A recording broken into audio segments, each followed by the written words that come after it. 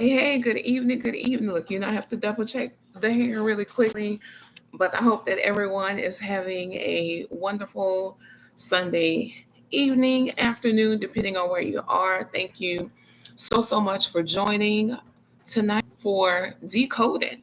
You are very excited about this webinar, Decoded, what your child hears when you speak, because if you're here, you understand that a lot of times that is something very different, right? What your intention was versus the filter, we could almost say, through which our children hear, right? What they understand what we said and what we actually said, or what our intention was behind we said. Sometimes it can be very different. So again, thank you and welcome to Decoded, what your child hears when you speak. This live stream and webinar was really designed to be a reflective space where you also walk away with practical awareness, practical tips and strategies to strengthen connection and communication across different age levels. That is definitely the goal. All right, y'all. So we're jumping right in. So, if your child has ever responded to your instructions with a blank stare, maybe they've had a meltdown, maybe they say, "You never listen," or "You don't understand," you're not alone. Okay. But tonight, we're not talking about what you say. We're really decoding and make sure we understand what they hear. Because again, there's a disconnect, there's some separation. So if you would please in the chat tell me what age or ages are you parenting? What age or ages are you parenting? Right? I am parenting. I only have a couple more weeks really to say an 8-year-old. It's almost 9, a rising 4th grader myself. Okay. Thank you. Thank you for checking in. I want to make sure, one, I'm checking in because I wanted to make sure we had examples from different age groups, right, present, especially if that's who we're parenting, those of us that are on the session, but also being clear that our objectives for today, that we have some flexibility with them. Let me tell you what I mean.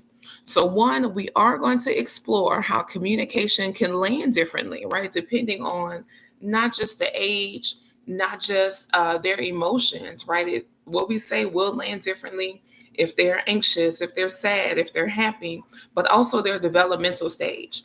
So we're going to talk about that some because the developmental stage is different than their age. And although we have like some guidelines over the course of time, like about 5, we should be seeing, those are just guidelines and they're general. So it's still never going to replace you locking in to your own child or children and being very aware of where they are developmentally and their emotions in that time, not just their age. I say, well, at your age, because that's probably the least, right? Um, the least of the factors in that situation. So, also our objectives, we're making sure that as the adults, that we're increasing our awareness, excuse me, of tone, of timing, and just how that shapes their interpretation. So we talked about the other two. We talked about how their developmental stage, their emotions, and yes, their age some, right, can shape their interpretation and how the communication may land differently, but also our own awareness of our tone and our timing. Okay. And I'm going to drop this last one in the chat because, again, this is a really big deal. I want to make sure that we're super clear on this, that we want to make sure that you walk away with strategies to reduce tension, increase connection, and model healthy emotional regulation. So you might hear that term a lot. People talk about regulation, dysregulated, that kind of a thing. We're going to get into it so we're super clear on what it is not, and how it may present. Okay? All right. So I would love for you, brief moments, real quick, in the chat, y'all finish this sentence. I want to communicate with more blank. So in the chat, finish this sentence. I want to communicate with more blank. right? Sometimes people say empathy. Some people say concern, right? Someone said one time someone said, I don't know quite exactly how I want to word it, but I just want to make sure I'm more connected, I'm more locked in, right? Sometimes we call that mindfulness. So I want to communicate with more mindfulness. But y'all put it in the chat. What do you want to communicate with more of? Right? Yeah, we're moving. We're moving right along. Again, there's so much. Just this conversation, this discussion is very rich. So we want to take our time with it, but use our time wisely. Having a balanced approach, right? Haha. While we're talking about the disconnect, right? You know there is what you meant versus what they heard. There's a gap there. So a lot of times the gap can come from um, our young people maybe not being in the most regulated mode when we talk about regulating your emotions. So regulation usually means like you managing and even organizing. So organizing meaning being able to name, right, to express the emotion as well. So managing, organizing those internal feelings, those thoughts, and your energy, that's a big deal, especially I'm thinking about our littles, right? Managing their energy so that they can respond and respond appropriately and intentionally. Sometimes people say, okay, they need to be able to respond in a flexible way, right? Because it's not going to look the same every time. So personally, I trade flexibly for appropriately because again, depending on the setting, depending on who you're talking to, what's appropriate will be different. It most definitely will. Okay, then we're talking about dysregulation. If that's what regulation, you're doing all those things well, managing and organizing those things. Dysregulation is, yes, it's the opposite. It's when the body or brain shifts into more of a reactive state, right? So think flight, fright, fight, freeze, or fawn. Let me say it again. So fight, flight, freeze, or fawn. And so the fourth one, the fawn, may be a little bit new for a lot of people, right? A lot of us know fight or flight, maybe even freeze. You get it right. Someone literally kind of shuts down and may do nothing, or there may be no response. But the fawn has to do with like the people pleasing. So maybe they go into a mode of wanting to avoid feedback or avoid critique. So they try to please whatever's happening, right? And they're not really in tune with their feelings, their emotions. They're just kind of trying to make this uneasy moment pass by pretending and people pleasing, right? All right, from here, when your child is dysregulated, right, they literally cannot hear logic in the same way. Now I'm saying this. I'm saying, okay, you're a child, but think about that's a lot of us, a lot of adults as well, right? When we're dysregulated, slash maybe we acquire some tools over the years to help us sort through being dysregulated, but it's hard to be logical in those moments. So think about if some of us as big people, we're having a time, it's not going as well as it could be, right? We're not necessarily using our best rationale, logic, reasoning. Think about a little person. Think about your child, your children. Again, when your child is dysregulated, they literally cannot hear the logic. They don't hear you the same at all. Their brain at that point is prioritizing protection over really connecting and making sense of what we said. So, another way to think about it, when a child is dysregulated, even the most well intended message, right? You might have selected your words carefully. I'm trying this strategy. But if the child is dysregulated, meaning those thoughts, their energy, feelings, right, are not being managed well, it's going to sound like a threat, maybe, or like you're shutting down on them, even though you had the best intended message and you really worked through that, right? That's what it can sound like. Okay, someone said it surely is applicable to adults being rational when dysregulated. It's slim to none. It's slim to none. If the adult shifts, right, it's because they did something, they have some tools to regulate themselves. So we're talking about how to recognize dysregulation in our young people and making sure we have some strategies to help them through that. Okay, because again, you could be having the best message, but if your child is literally not there, they're dysregulated, then the message is not happening. It's not having your desired intent. So some common scenarios, right? We say we're going to talk about some. We're talking this evening. So some common communication scenarios, I'll say. So maybe the parent says, "Hurry up, we're leaving in 5 minutes."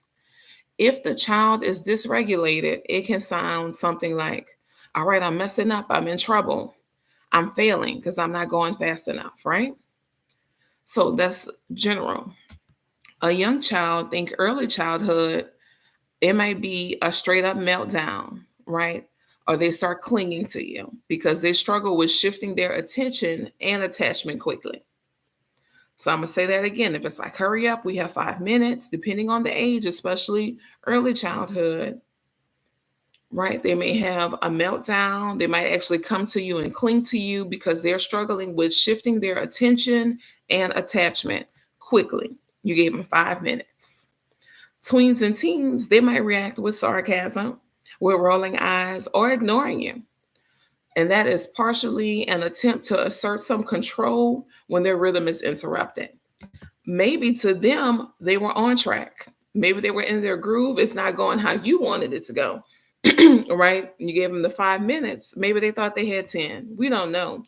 But now you're getting a certain kind of response because their rhythm is off. One of the best ways I've also heard someone explain when people are trying to regulate themselves is that it is a rhythm, right? And we've heard people kind of use that when they're describing like their routine, like, "Oh, I was in my groove, I was in a good rhythm," that kind of a thing. When people are trying to regulate themselves, there's usually some type of rhythm, some type of pattern that happens. So class class life, it might show up like these are the people that are tapping on the desk, right? That tapping is helping them actually to regulate themselves. Maybe someone's tapping their pencil, right? They're tapping their finger on the desk. Maybe they're tapping their foot. Sometimes you see people rock, right? Or shake their leg, like just different, very obvious things that, okay, that something's going on, right? They're trying to get themselves back together. They're trying to regulate themselves. There's always a rhythm and a pattern to it, though. I don't think people talk about that a lot, talk about that enough, or recognize that all the time. So some of those things, adults, right? Some of those things that we're like, "Ooh, stop that. What are you doing?" They're literally trying to regulate themselves because most regulation has some type of rhythm and pattern to it. The tapping, the rocking, right? All of this. Okay. Hey, hey, I see y'all. Thank y'all for joining this evening. So again, if the tweens, they were in their groove and you interrupted that with, "All right, we have 5 minutes. I thought I had 10. You're going to be met with some sarcasm, rolling eyes. They might straight up ignore you, but they're just attempting to regain control because their rhythm was interrupted. They're trying to get back into their rhythm because they were on the path to get ready. I guess just not fast enough, right? Because now it's only 5 minutes left. So another thing, so that was just a communication, right? A common communication scenario based on transitions, right? When we're moving from one thing to the next.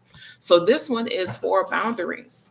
Sometimes parents might say, "I've said no, and that's final." What the child hears was, "Well, you didn't really care how I feel because I was trying to tell you something, right? I'm trying to tell you why this is so important to me." But that's what they heard. That was the filter, right? You said, "I've said no, that's final." They heard, "You don't care about how I'm feeling." Early childhood, "Oh, we're getting a tantrum in 3, 2, 1," right? They might throw a tantrum. They might repeat the question over and over. Like, can I have it? Can I have this cookie after dinner? No, I've said no. That's the fun. Can I have this cookie after dinner? Right. So they might repeat the question over and over or collapse into tears. Remember, we just talked about the rhythm. We just talked about the rhythm. Even them repeating the question over and over is a certain rhythm, it's a certain cycle, and it's getting on your nerves. It is. But they are actually starting to regulate themselves. They're starting to. Tweens, they might try to negotiate, they may push back, right? Or they might escalate it with an attitude, but we know that at that point they're testing boundaries. They're testing the strength of the boundary, meaning our consistency, while still making sure that they know that we know that they know that we know that they need some reassurance, right? I've said no, that's final. They're pushing back, so they're testing the boundary, but they know that, okay, this is what I can expect, because consistency and routine expectation is still very much so important in those tween years as well. Now, for teens, though, they might withdraw, they may get snarky, or they might try to find a workaround, right? They're just testing the difference between rules and relationships. They're trying to make you stand on it. They're like, okay, we're testing you out. You said no, but this is when they're really, starting to come of age a bit more, and so understanding that sometimes rules, and this is true, so don't get mad at them for it, that sometimes rules are flexible based on the relationship. Y'all talk to me. True or false? Sometimes the rules are flexible based on the relationship. Scale of 1 to 5. What do you think? One being nope, it's not true at all, right? One is seldom, 3 is sometimes, and 5 is yeah, it's always true. So think about that though, because remember we just said that that's what the tweens do. They're going to keep pushing because they're testing that, because they're starting to recognize that not just in their own space, but in the world, period, in society, that wait, you said that and we read that, but over here, they're not doing that. And so that's how it shows up at home. Fortunately, unfortunately, it actually means that they're paying attention, kind of to what's happening around them in life. Actually, that's what it means. Okay, when they're testing and pushing that they are testing the again, they're testing relationships versus rules. Is there a difference here? Where is it? So another common scenario might be these screen time limits. Parents will say, get off that thing, you've had enough. I know I've said it. I know I have. I'm like, what? We've had enough screen time today. Thank you. Thank you kindly. Right? So the child may hear that their interest doesn't matter, or you're wasting time. Like, I don't get why you want to be on that all day. I don't get you. So those are some maybe exaggerated thoughts to the adults. But if we're not careful and if we're not sure, it could be what our young person is taking away, right? They could be taking away those thoughts. That could be what they hear, that, okay, that I'm really interested in this, but my interests don't matter. I'm wasting my time and my parents don't get me. My adults don't get me. Early childhood, this immediate emotional explosion. Someone said the tantrums. And the reality is, because in early childhood, we're still learning the name of the emotion, how to check the signs for it, how to express it. A lot of these early childhood expressions and reactions, if you will, they're going to be big, and it's basically going to be a tantrum. Let me go ahead and get that out the way and clear that up, right? So, early childhood, a response, an immediate emotional explosion. Their rhythm, again, I keep talking about this rhythm. Their rhythm was disrupted without any transition cues. Excuse me. When we're talking about the power of transition cues, remember earlier we started off saying that, all right, you have 5 minutes left. So that was already a problem, if you recall, with the early childhood. That was already, hey, I was in my groove. You kind of messed me up. With now, now you said nothing. You immediately said, okay, get off, shut it down. What? I didn't expect that. Right? We didn't plan. We didn't talk about it. You didn't give me a warning. So, ooh, like it's a whole different level of tantrum right now. It's a whole the communication was not happening, or they could have been improved, but you just shut me down immediately. So now we have an issue, and I'm about to show you we have an issue. Okay, someone said true. Yep, timers are everything. Yes. I mean, educator life, yes, I use timers, right, in the classroom, facilitating PDs, but please know and understand that at home, we have some timers in place. We have some timers in place. Same kind of thing. And plus they're used to it from class, y'all. They're used to it from school. make your life easier at home by having that same consistency and expectation because they are used to it. Okay. So early childhood, again, we know it's going to be a tantrum, but it's going to be on another level because there was no transition. So tweens, they're going to argue. They're going to try to, excuse me, going to try to bargain. But I was almost done, right? Maybe they were, maybe they were not. But there's going to be some bargaining. That's just where they are. Slash again, no warning. None of these age groups are going to respond well to no warning, right? Spoiler alert. Teens might, okay, this is when they get sneaky. I'm gonna pause and blink slowly. This is when they get sneaky, right? They might start hiding the use. They might sneak their device. They might shut the door. Um, then with that, because it's almost like a questioning of judgment. You remember they're at the age where they are testing rules versus relationships. Then they may feel that they're distrusted, right? That they're not trusted at all. So that is another very serious thing to be careful about with that. That they feel like they're under surveillance versus, well, I can trust you to kind of manage your screen time because a lot of times the assumption is, okay, you're just on there playing. Maybe you are doing certain things on social media. Maybe you are, just kind of, we call it doom scrolling, right? Where it's not anything productive, I'll say. But that's not always the case. And so that again is another layer, another piece of conversation in that regard. So regulation across ages. So the rhythms and the patterns, like we keep talking about. So when you're wondering about and when we're focusing on, okay, so that didn't go the best. Now my child is dysregulated. Now what? So we're going to talk about some things to expect and to know, again, based on the age groups. Early childhood, again, when they're dysregulated, they are in full on tantrum mode, pouting, all the things. Maybe they fell out. They often regulate through co regulation. So those rhythmic patterns like rocking, songs, routines to help organize feelings, right? Their system can't self-soothe reliably yet. Not yet. They cannot self-soothe all the way automatic by themselves quite yet.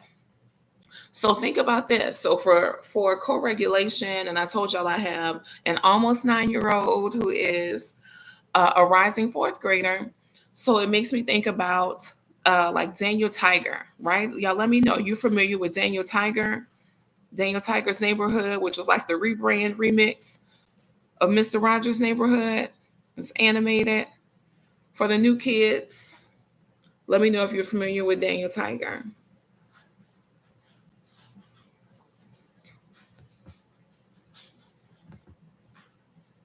So for Daniel Tiger, a lot of times when they were having those big teachable moments, if someone was having okay, let me tell you a quick story, and I'll say a little more. So, there was a countdown song, like if we were angry, how adults like, all right, count down. Okay, they basically remixed it for the littles. So it was like, if you feel so mad and you want to roar, take a deep breath and count to 4. They made it jazzy and everything. We're jamming, right?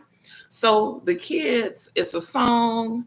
They're co-regulating because usually someone's singing it with them, or even if they're watching. So the kids did very, very well applying this, right? Just talking to different parents all over because even to the point where I want to say for me, one time I was out with my son and he had messed up. He knew he messed up. We were trying to talk about it, but he could tell I was upset. So he said, so he started singing the song and I was like, oh, this is so great. He's singing the song. He counted down. He's trying to get his little life together. This is wonderful. And when he got to 4, because he took his deep breath, he counted to 4. And guess what he said, y'all?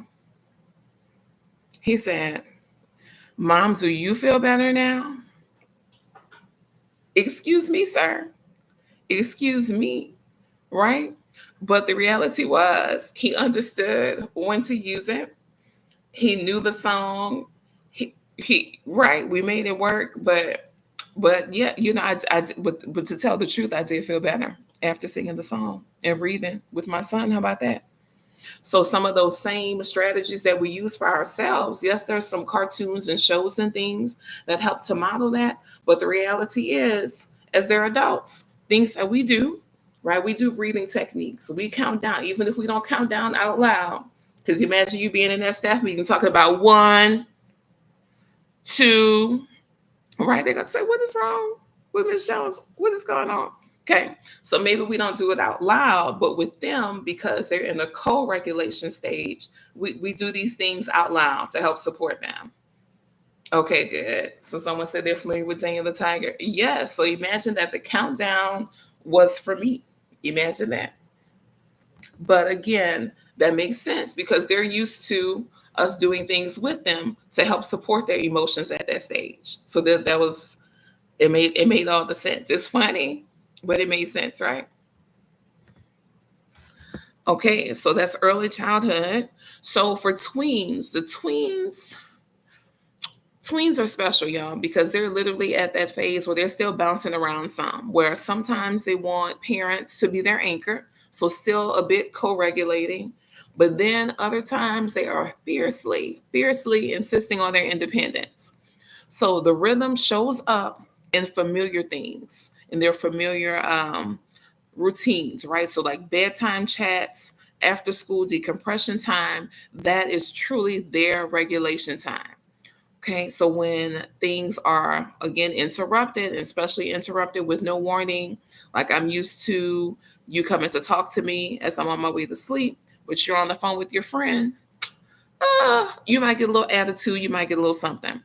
Or normally after school, you meet me at the bus stop and we're walking and talking to just kind of decompress, slash, maybe the routine is okay, you get your snack, you watch TV for a couple minutes, 20, 30 minutes. Okay, now we're going to talk. And let me pause and say that about that decompress example, that is a big deal because think about they're preparing to be adults, right? So when they're tweens, they're like medium kids right then. When you're a medium kid, you know, and you've seen some of your adults routine, right?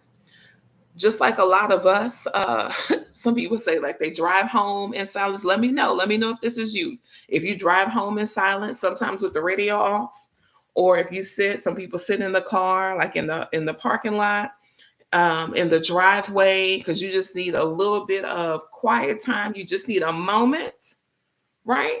Let me know. But think about that. If you need a moment, why we feel like the young people don't need moments sometimes. So just give them a little breathing room. Just give them a little space, right? Before, okay, so tell me everything about your day. We might do a quick check in. Like my son and I, we might do a quick check in. I'm like, hey, what was the best part about today?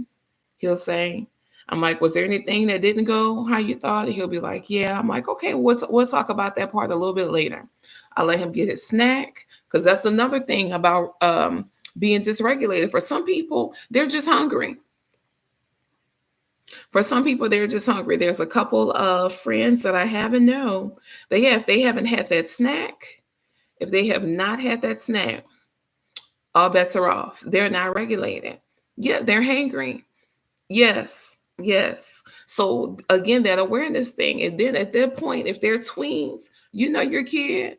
You know if that's them. If they're looking at you, you're asking them to check in about their day, and they're like, "Tuh, where are the pizza rolls? Where's the peanut butter and jelly?" Then please tend to that need first, right? Like we know about the hierarchy of needs. And the bottom level is all the physical things like your shelter, food, tend to those, please and thank you, before we try to talk up here, before we're trying to check in on your emotional and make sure you're all the way regulated, right? Hey, hey, hey, bud. When we're talking about teens, y'all, teens can be internally organized, right? They can really feel like they're starting to get it together. They understand that When they need their adults to anchor them, they understand that they'll be there. They have their rhythm and their routines. But, but, and I'm leaning over and touching my forehead, they can be a little more easily dysregulated. A little more easily dysregulated. Okay? So while it's going well, like they have their routines down, they know what to expect. Anytime something happens that they did not expect, it's out of their control, right? It could be a social trigger, it could be stress from classwork. Oh, it's going to be a big deal. It's going to be a big deal because what they're used to, again, is maybe they have more control of their schedule, right? I've been in school for a while now. I know I go to school at this time. I get out. I get my snack at this time. I check in with my friends. I talk to my adults. They feel like they have a pretty good grasp on things. So when something happens where they're not in control of their schedule, right? Maybe their usual check-in time, peer friend validations are not going well, right? Maybe they need that alone time, like we said, but really the alone time was happening before that, right? Some of the alone time was even happening while they were tweens. And y'all are saying, yes, I live for the quiet time. I drive home with no music. I'm looking in the chat, right? I definitely need time. They do too. Because at that point, again, we know the older you get, right? You're getting more responsibility. So they need decompressed time and they might need a little more than what we were used to at first when they were medium kids. Let's sit with that for a minute. Because they're growing in their responsibility, they're growing in expectations, then they may need more decompressed time than from when they were medium kids. Because sometimes what happens when we think about teens, y'all talk to me. What are some of the phrases or some of the thoughts? So you think about teens just in general, type in the chat, what comes to mind? What are some of the words that people use to describe teens? And if you're a teen listening to the replay or something, don't worry, I have your back. I got you. But I just want to have a real moment. That these are some of the thoughts, right? The common thoughts that people have when they're thinking about teens. Y'all talk to me in the chat.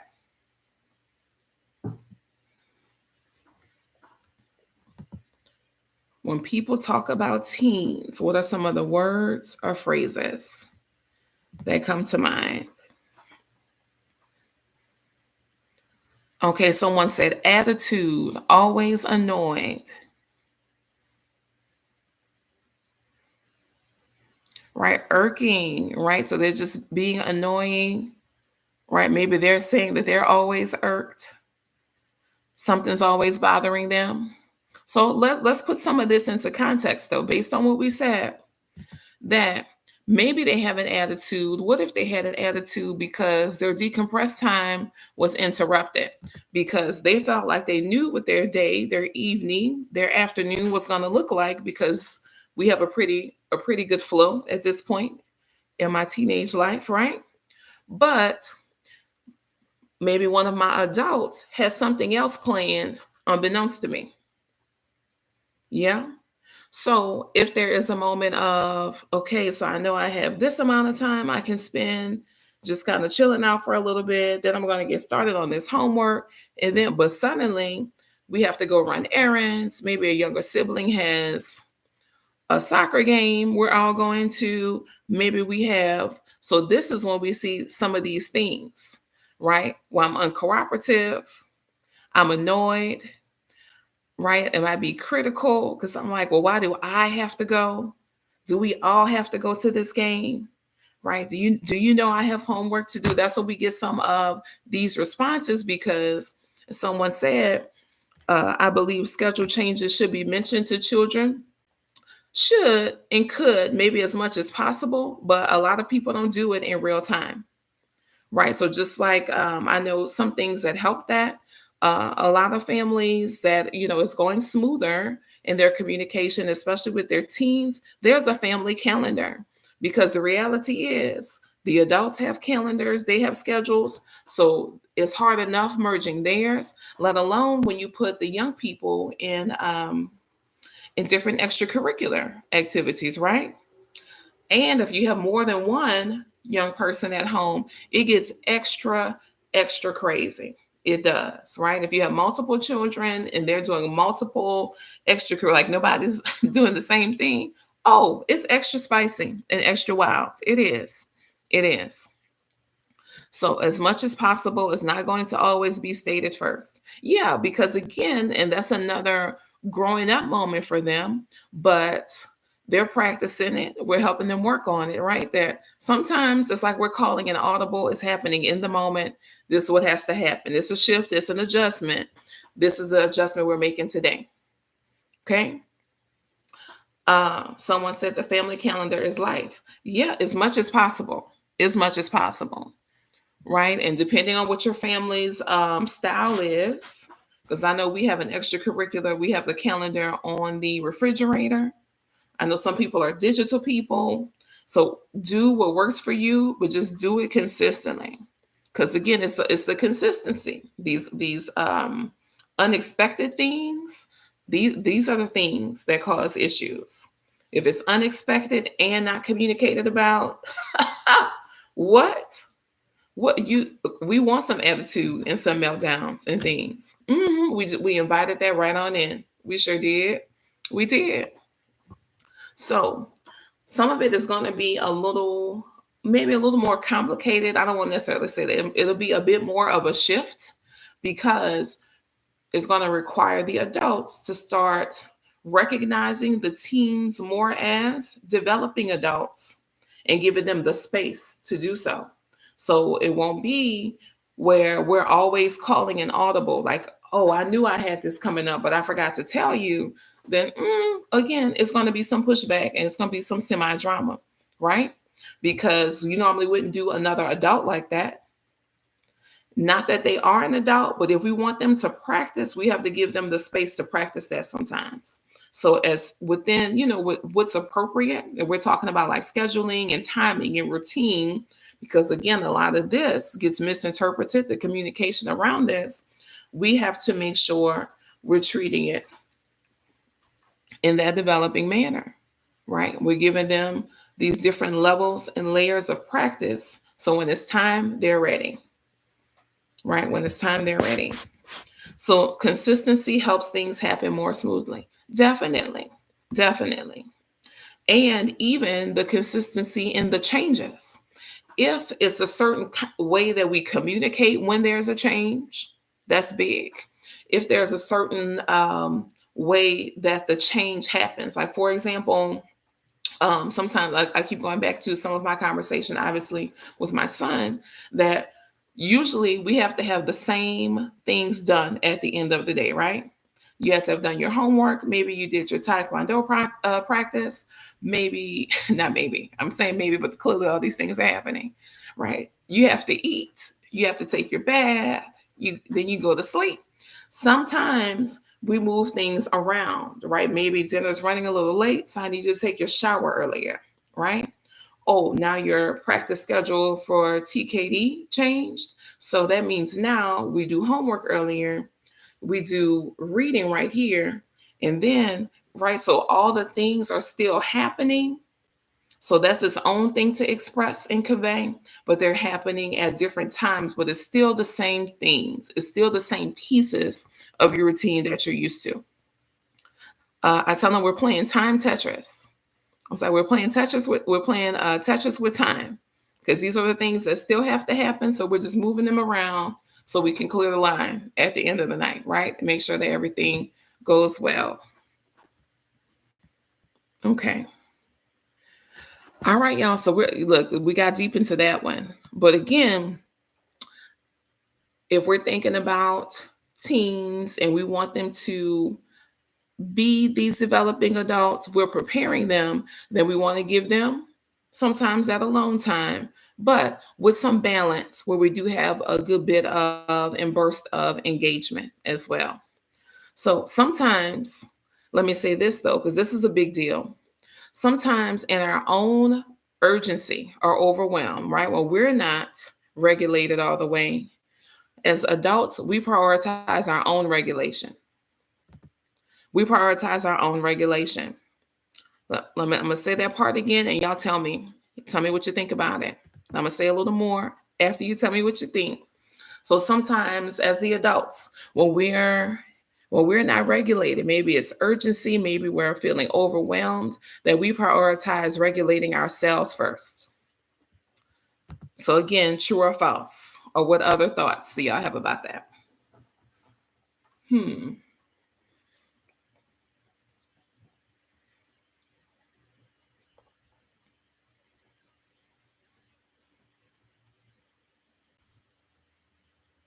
I love questions like this. When there's a pause in the chat, and I know y'all are really thinking, that means I did good. But seriously though, what do you all think about sometimes when the adults, right, when there's just urgency, there's overwhelm, that the adults prioritize their regulation? What do y'all think about that? True, false? What's your thoughts? Y'all must be typing really well. I'm gonna go ahead and say a little more. I'm ready to read what y'all say though. So sometimes what that looks like, if the adults are prioritizing their regulating and regulation, themselves, that means that they're trying to silence the chaos. So rather than necessarily holding space for our child's dysregulation at that time and guiding them back to calm, then we're guiding ourselves first. Okay. So true connection may ask us to stay ready even when they can't. So true connection, right, being an anchor, an emotional anchor, the support, right, which is the basis of the communication, is staying ready even when they can't. When they can't be ready, that's when we're their anchor for them. But sometimes if we're not mindful about it, if we're not careful, we prioritize regulating ourselves, which means everything else basically shuts down. What do y'all think about that? Okay, someone said definitely true. Okay, all right.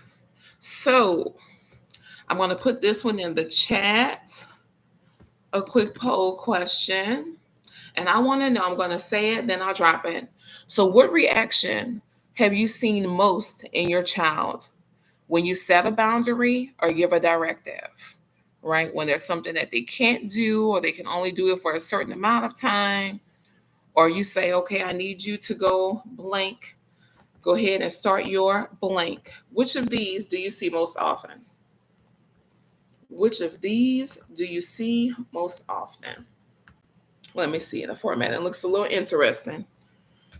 Okay, yes, we're going to try that again. But I'll read it. Do they get defensive? Do they go into shutdown or avoidance?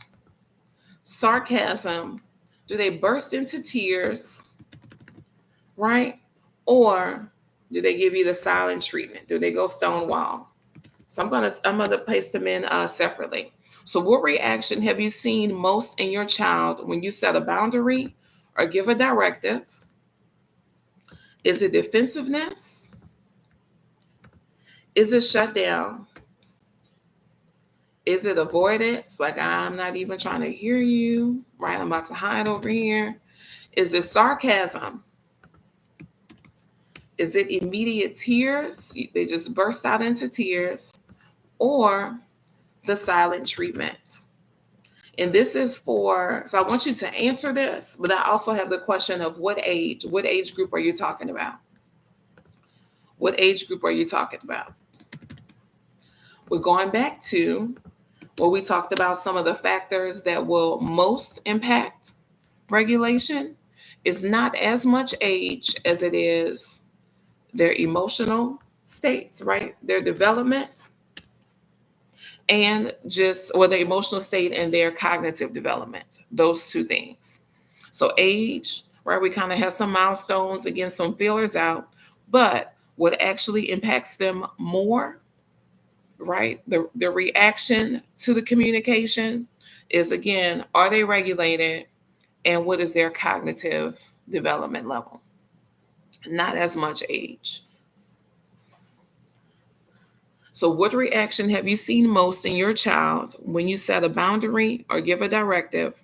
Defensiveness, shutdown, avoidance, sarcasm, tears, or silent treatment, stonewall. Right? Some of y'all may be like, I need all of the above, all of it. I don't know if any one thing comes out more than another, but y'all let me know. Let me know. So I want you to think of a recent tense moment. And this is your personal reflection on your paper. I'll give you a couple minutes, maybe 90 seconds, maybe 90 seconds. Thinking of a recent tense moment. What did you say? But what might your child have actually heard? What did you say? But what has your child actually heard? Thinking of a recent tense moment that you all had, right? Because we talked about some things earlier and some of the reasons that they might be thinking certain things. We talked about for the different age group, right? Different age groups, so what some of the tendencies and patterns are and why. Okay, someone said it's a combination, yes. So we talked about this is the response to what reaction have you seen most in your child when you set a boundary or give a directive? So the list is there. We said defensiveness, shutdown, avoidance, sarcasm, immediate tears or stonewall silent treatment. And it was quiet for a little while in the chat. So I was thinking maybe we're having a hard time deciding. So maybe it's a combination. And so yeah, someone said yes, a combo. Yeah, which personally, I would say I've definitely experienced a combination as well. But also, it's not like I'm necessarily tracking each type, if that makes sense, right? To say, oh, this was defensive today, or oh, this was tears, or oh, this was a shutdown. So, okay, but most often avoidance and sarcasm. Mhm. And thank you for sharing again. So that's your reflection, please. Okay. So we're talking some more. We're digging deeper into what shapes what they hear. You all, it's our tone, our timing. Maybe there's certain triggers, right? But also what they're seeing. So the modeling. Earlier, I told you the story about well, the different age groups, right? When we're doing our regulating and helping them get back to regulation.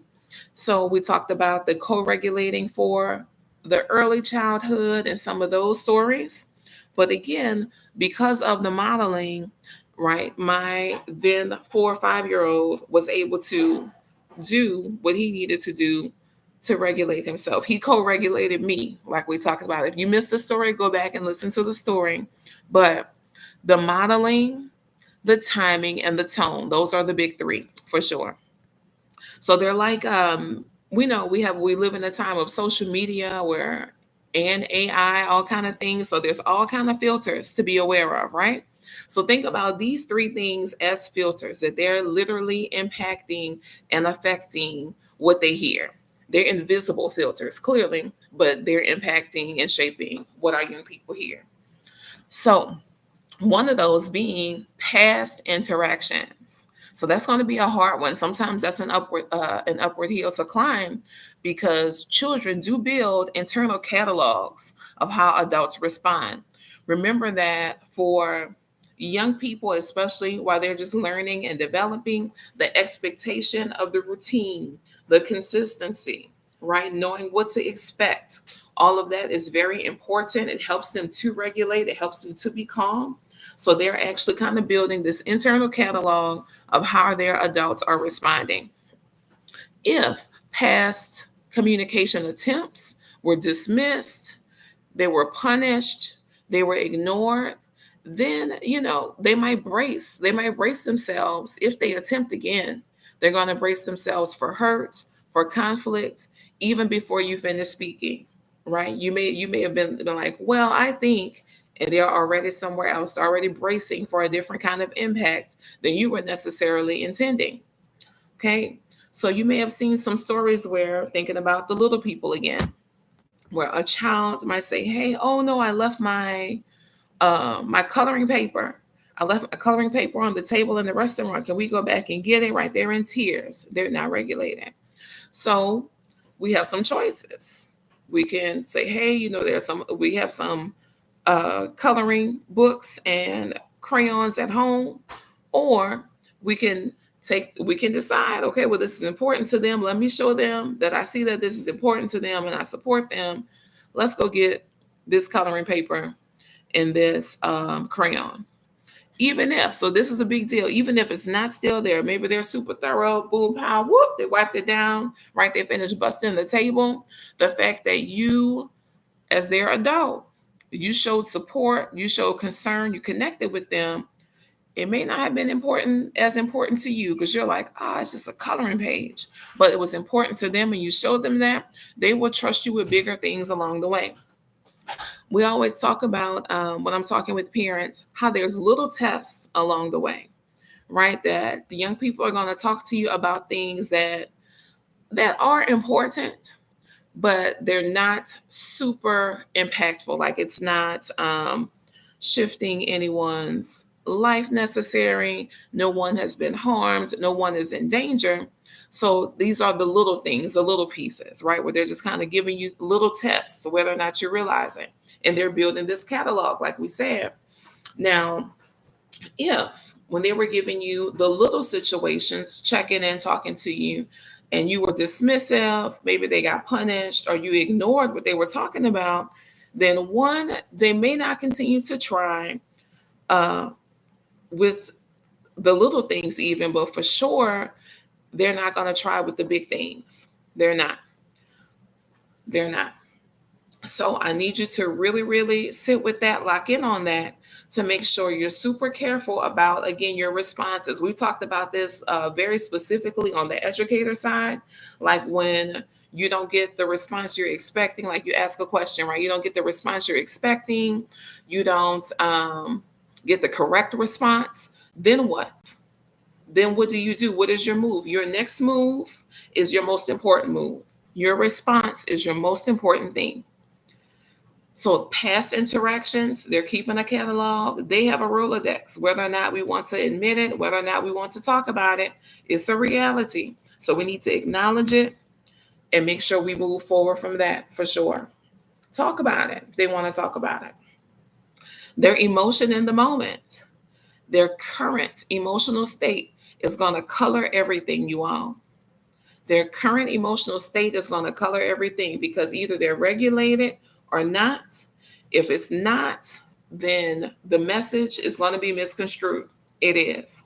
So if they're if they're excited, if they're worried, if they're embarrassed, if they're tired, all of these things, every emotion, any emotion you list is going to impact that. Their current emotional state is going to color everything. Remember, we said if you're not regulated, then you are prioritizing safety over making connections, whether it's making connections with people, whether it's making sense, right? Making connections of the information. You're prioritizing your safety, okay? Just feeling safe. So feeling safe isn't just physical though, right? It's emotional, it's relational. So I'm with you. Do I know you well enough to really just be all the way relaxed? Okay. Safety is challenged when they anticipate judgment or punishment. If most of the conversation, most of your response is judgmental, there's a punishment coming behind it, then they're going to brace themselves. They're not going to feel the safety that you want. So this is how this shows up later, though. Remember that these were little tests and little catalogs along the way. Now, if they felt judged, if there was some punishment, then when they're older, especially, and you want to talk to them about the bigger things, it's going to be very, very difficult because they have their past catalog, right? What is their current emotional state? / was a lot of the communication, including some type of punishment or judgment? Is it very critical? So if they Also sense sarcasm or shaming. And I'll say this, I've gone back and forth a lot about that one, especially being a middle school educator. I remember when I was first starting to teach, one of the people from central office, they've been teaching for a while, they were doing some of the training for the district, and she was like, do not be sarcastic with the students. And I was like, oh, okay, don't be sarcastic. Okay. So for a while, I would say I was not. But also, to me, this depends on relational things, and depending on, I guess, the slant slash level of the sarcasm, right? Because some sarcasm is definitely downright mean and ugly, and other sarcasm, depending, is somewhat playful, especially depending on the relationship, right?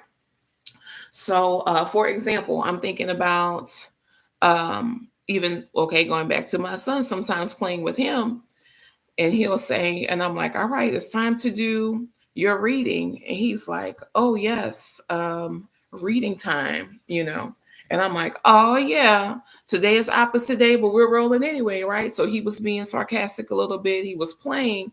I played back some, but it didn't jeopardize or impair the relationship. And I'll also say, especially with those tweens and teens, I told you those middle years, that is part of how they bond some.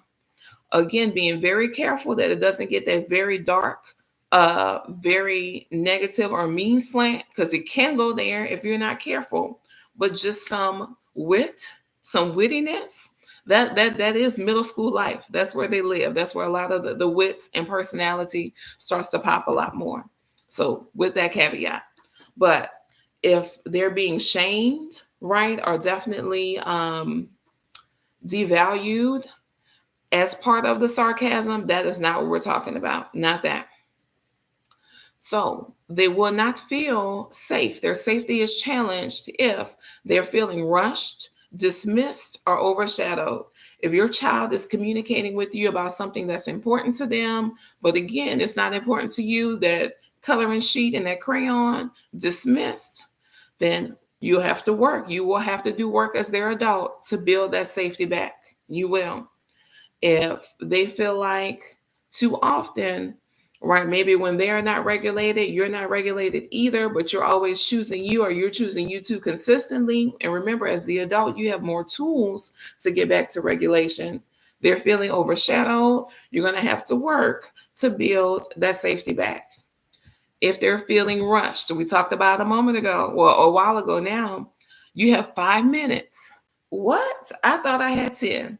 If they're always feeling rushed, then that's not going to feel safe, because it almost feels unexpected, right? And we talked about the consistency and making things go more smoothly and happening that way. All right, y'all, I'll pause for a minute. I'll pause for a minute because I know I've been saying a lot, but y'all tell me if any of that resonates with you. If you're reflecting on a moment where you're like, I may have challenged someone's safety, or if you are comfortable with it and you want to say, I'm reflecting on some of these, and as a child, some of these areas of my safety were challenged. Okay, we're just reflecting. So you don't have to even put it in the chat, because again, this is a very reflective, so it can end up being a very personal conversation. But I do want you to reflect. Remember, that was in the objectives. That is one of the main goals, to reflect. All right. But whatever you want to share, y'all know I'm always game. So we're going to get that much more specific, you all. I'm not going to go through all of my examples that I have for the different age groups, just a couple, right? For when the perceived challenges, I'll say, perceived challenges to safety, we're going to go through age groups. So early childhood, maybe the parent says, stop crying, it's not a big deal. Then the child might say, okay, well, my feelings aren't safe here. I just need to hide them. Think about how that shows up later. Maybe the parent says, if you keep acting like this, we're leaving. So the child's like, oh, I might lose my place. Like if I messed up. I messed up. I was acting like that. I messed up. I'm little. Excuse me. I'm a little person, but I might lose my place if I mess up. So I can't make a mistake. So think about how that fast forwards. Maybe tweens. right? So tweens, we talked about a couple sessions ago, a couple talks ago, it's anywhere from 8 to 14. If a parent says, why would you do that? Maybe you're talking about behavior, chores, grades. Then the child might think, okay, well, you don't trust my judgment yet, and I'm disappointing you, or I'm not smart. These are some possibilities. I'm not going to say yes, I'm not going to say no, but these are possibilities and things that young people may hear and latch on to, right? We know how to show up later. So a parent may say, I've told you this a million times. So the child hears, okay, well, you're a problem because you're not getting it. So the teen years, the parent says, you're always making excuses. The teen is like, okay, I can't win because you think I'm lazy. Why even try? The parent might say, you're just being dramatic. The teen hears, my reality doesn't matter because you don't see me, because you're not understanding this is important to me. What is one phrase, y'all, in the chat? What is one phrase that your child misinterprets or reacts very strongly to? What is one phrase that your child misinterprets or reacts very strongly to? I'm going to take a sip of water real quick.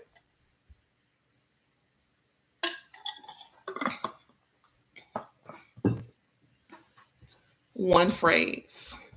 Or if there was one of those phrases that you said, that it was reflective or insightful for you, that you said, I never thought about, that was possibly what they were hearing. If there's a particular section you want me to repeat a couple of those, let me know. But maybe you hadn't thought about, wow, that's possibly what they're hearing when I say that, right?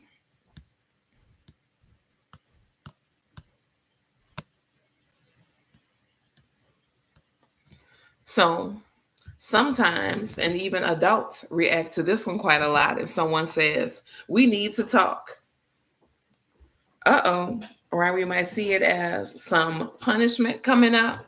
Maybe some conflict is looming, and that may not be the case. So someone tells you to calm down, right? We might have seen a lot of social media posts about this. It feels like they're being dismissive, perhaps, or invalidating, right? Why are you so emotional about this? Calm down. So being very careful about that. You're fine. So maybe dismissal of pain or their worry. I said so. That's why. So it might feel controlling and it'll shut down conversation. So that I said so, that's why. That comes up a lot though for teen years. So being very careful about that, again, for those teen years, right? Because again, if we want them to practice, they're developing adults, we want them to practice, then suddenly I want control. I want you to be independent sometimes. Right now, I'm in control, and that shuts down the conversation. So that will make it hard. That will make that aspect of communication complicated. So why didn't you just? That might feel like judgment, and it might set up a shame response. Okay. Remember, y'all, that they aren't just hearing the words; they're feeling the energy underneath them. We talked about this a lot. If we're thinking about the pie graph, 100% of communication, you may think you're choosing your words well. Only 7% of communication is words, though, right? So the other 93% is is definitely impactful. And one area we have like the verbal and the nonverbal, right? The verbal side is 55%. 55%. So again, your tone, right? Your volume, your cadence, right? The speed at which you're speaking, all of these things. So again, they're not just hearing the words, they hear them, but they're feeling the energy underneath. And those feelings will determine whether they lean in to the communication, they understand, they're receiving and hearing what you're saying, or if they shut down. That's the reality of it. Okay.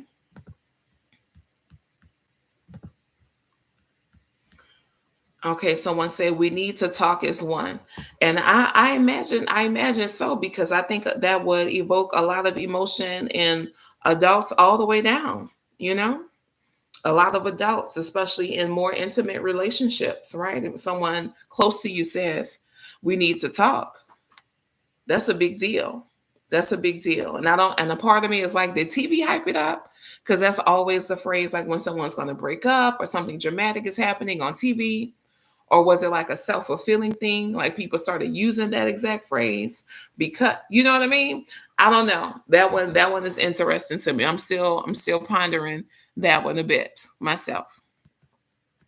So, thinking about this, we're going to talk some about the tech side, a little bit about the tech side, and really the repurposing of tech, because a lot of times adults used to, it's changing some, right? Adults still know that the intended purpose of tech was to get information, and more adults are using it for their entertainment now because of social media, YouTube and Facebook, Instagram, TikTok, all these things. But the reality is, a lot of our young people only know it for entertainment. So repurposing it for information is a very big deal. So we're going to talk about that a little bit too. So, regardless of their age, they know more than what you think and what you realize, because digital influence and AI is very much in their world, 100% most of their day. So we know that AI and the algorithm, they influence those things. It influences YouTube, even if it's kids' YouTube. It influences the certain filters that they might say, hey, try this one. It influences Chat GPT, right? And what it learns. It influences auto comments and different things, like even here on YouTube, on TikTok, on all the other social media is there. So again, they know more than what you think. But I'm going to peek. I'm going to peek and check in with you. We're going to do a few true false, again, some statements regarding tech, regarding AI. Here we go. So, statement number one, and I'll paste them to give you some time. Statement one: your child has probably interacted with AI even if you never mentioned it at home. Do you think that is true or false? Your child has probably interacted with AI even if you've never mentioned it at home. Do you think that is true or false? Let me know what you think. Let me know what you think.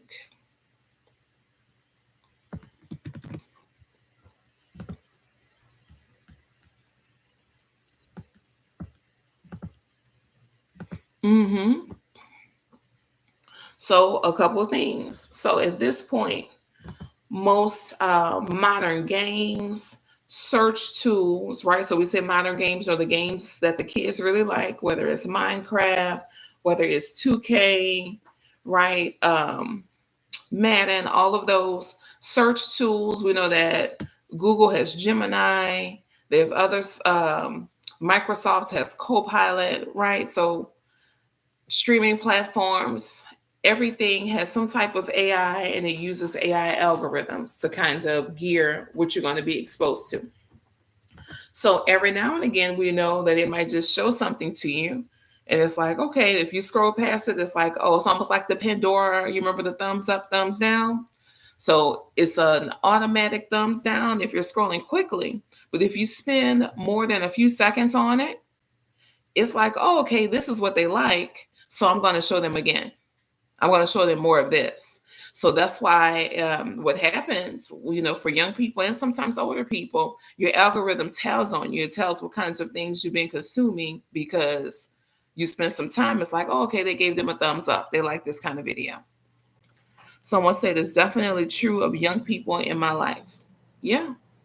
I mean, but I feel like also at this point, I feel like most generations, all generations have heard of AI. Everyone might not be crystal clear on what it is, but everyone has heard of AI at this point, right?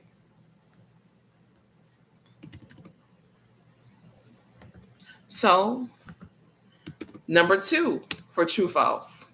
Uh-oh, there should be an I there. If your child uses YouTube Kids, there's a human reviewing every video they see. If your child uses YouTube Kids, there's a human reviewing every video they see.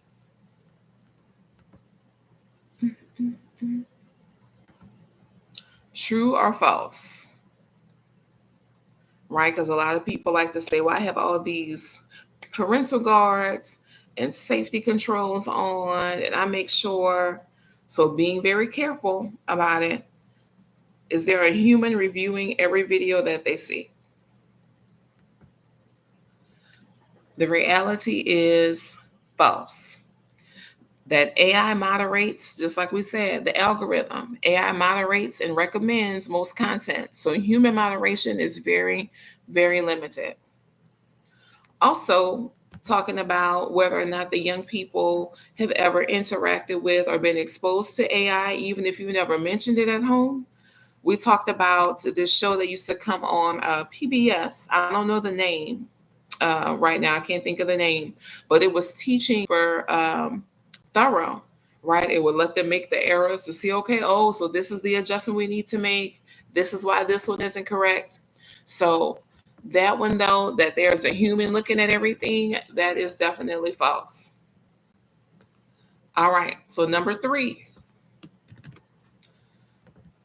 and I'm going to read this one and then say it a couple of times. So AI is only used. Uh-oh. Here we go. So AI is only used in school when teachers assign a tool that says AI on it. So AI is only used in school, assign a tool that says AI on it.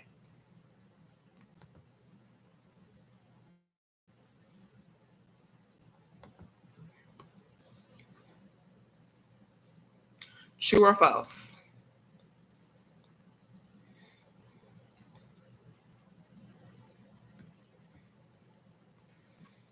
All right, for this one, you all, this is definitely false.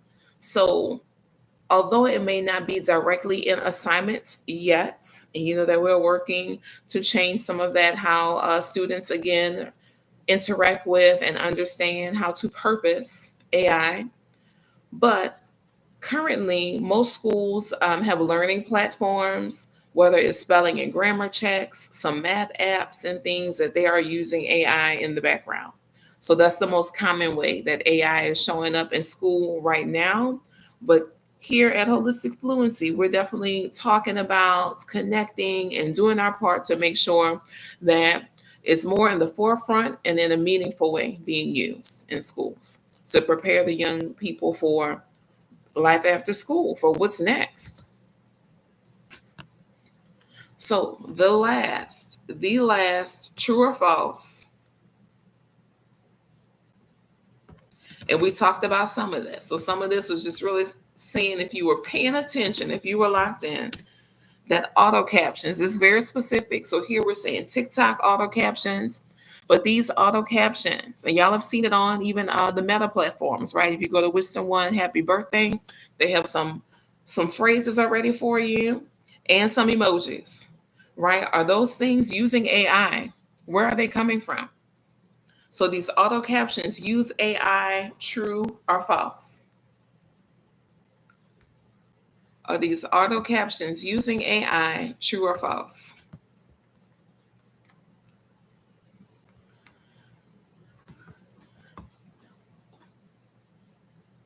So that's very true. That's very true. It's using AI, right? Oh, people, when they see, oh, it's someone's birthday, these are some of the things they tend to say. And now they just have them there ready for you to click, literally with one finger, right?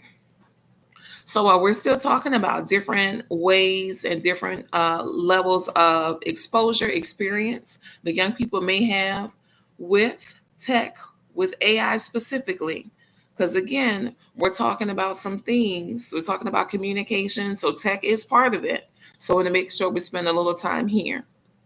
So when we're talking about AI, these are some aspects of AI that the kids may talk about readily. We know they know these. We know they talk about this. They're going to talk about the voice assistants, right? Alexa, like Alexa told me a joke today. Um, Maybe the chat bots on the game. I asked the game bot how to beat this next level. So search tools. I typed into Google and it just knew what I meant, right? Even the voice activated ones, right, on your Google search as well. The mic, maybe recommendation feeds. YouTube keeps giving me videos about slime because I was looking up, what is the phrase my son says, non-Newtonian fluids, right? But some examples that they may be quiet about when it comes to AI. So those auto generated comments, especially between older tweens and teens when it comes to social media. There's some things that are automatically generated that they may not say anything about. And honestly, it may or may not be appropriate. It's only doing the algorithm. So it's doing and using tendencies about this topic, right? This type of video between this age group. Okay.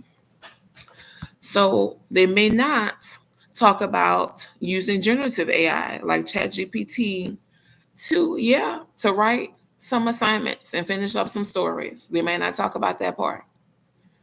So they may not talk about the filters, right? That AI will drive certain filters to alter appearances. So while they're posting pictures on Snap, on Instagram, or on TikTok, right, where it just has a drastically different appearance. So they may not talk about chat features in online games that appear as peer messages, but it might be a bot, right? They may think they're talking to a peer because they're in a game, but it could be a bot that, the platform has assigned. So your child might not think of these tools as AI, quote unquote. It might not be that to them, right? It's just part of their daily life, but every swipe, every click, and every tap is shaping what they see, what they believe, and potentially what they feel. So I wanted us to talk about it because we talked about those layers being, right, the filters for what they actually hear when we speak. So that was important for me to talk to y'all about that. So, what we're talking about reframing the reaction sum. So some of the scripting and shifts for real life. So we're going to look at just a couple together because we're getting tight on time. We're going to try this. Let's talk about instead of correcting in the heat of the moment, maybe trying to narrate what you see and invite a collaboration, invite a partnership. So you'll see how the energy changes, especially with, and I'm going backwards, right? Thinking about our developing adults, our teens. That's very powerful, right? We know that the tweens are kind of going back and forth on days when they want to be anchored versus they're expressing their independence. Those are great moments and conversations for that. Plus, your anchor is they know how the flow is going to go when you're correcting them. Slash, the littles, the little people, they are used to co regulation anyway. So, being invited to be a part of the process will make a lot of sense naturally to them as well. So here's one. So instead of stop being so dramatic, right? We can say, I can see you're feeling big themes. You want to talk about what's underneath. Okay. So we narrated what we saw, what we observed, and then we invited to partnership. Another idea. How many times do I have to tell you? So it seems like this reminder isn't sticking. It's not working. How can we make it easier next time? What ideas do you have to help you remember? Okay. So, I'll sprinkle a couple more in. I have a number written down here. So, because I said so, right, we're leaving that one behind. That's an old one. Instead, we'll shift and say, I want you to understand why. I might share my reason, even if the answer is still no.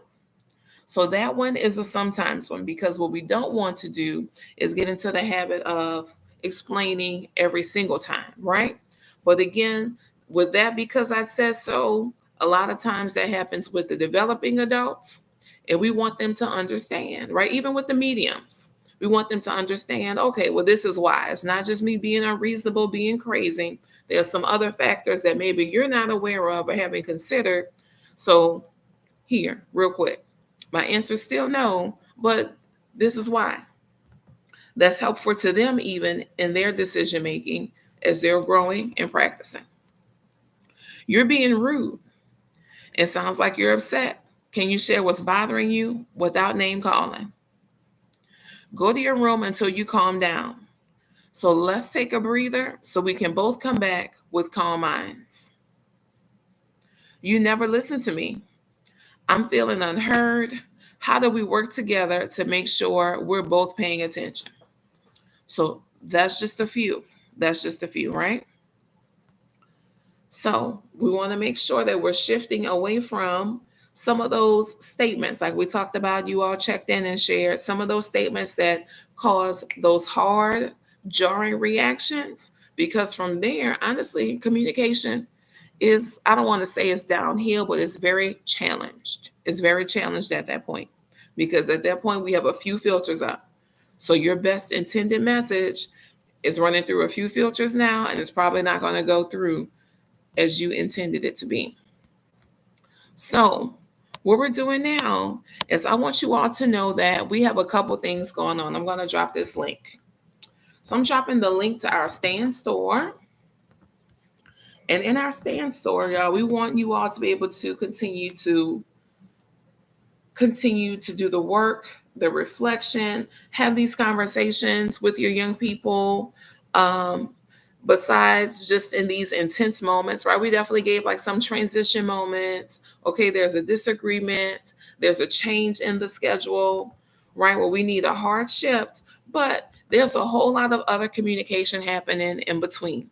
So, a couple things we want to tell you about, and you'll see it there when you go to our stand store, the Holistic Fluency stand store, that we have some group cohorts coming up for parents, right? Well, there's a monthly fee. We're meeting every other week. Okay.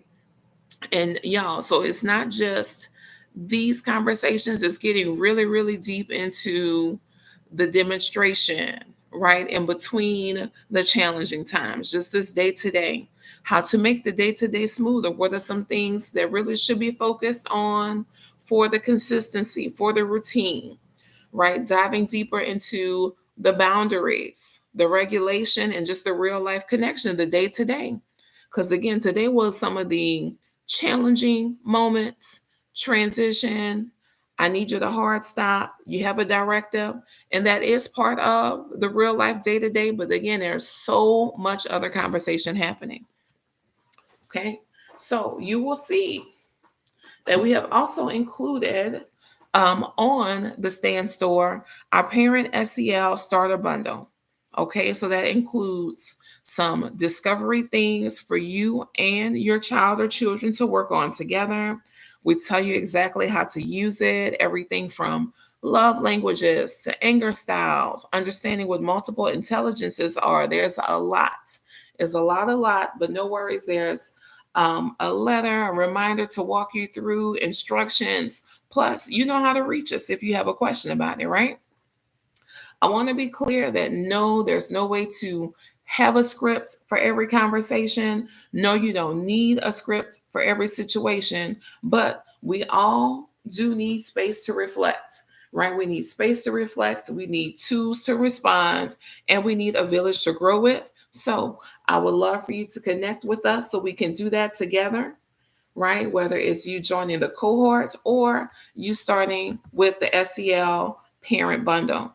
You all were super, super excited about it. We know that you'll find it very meaningful. I love to meet with both the parent and the child a little bit, right? Depending on the age, not too long, not to keep you, not to hold you, but just to meet with both to just hear the impact that it's had on all parties involved, on all the stakeholders, right? Because y'all's goal is the same.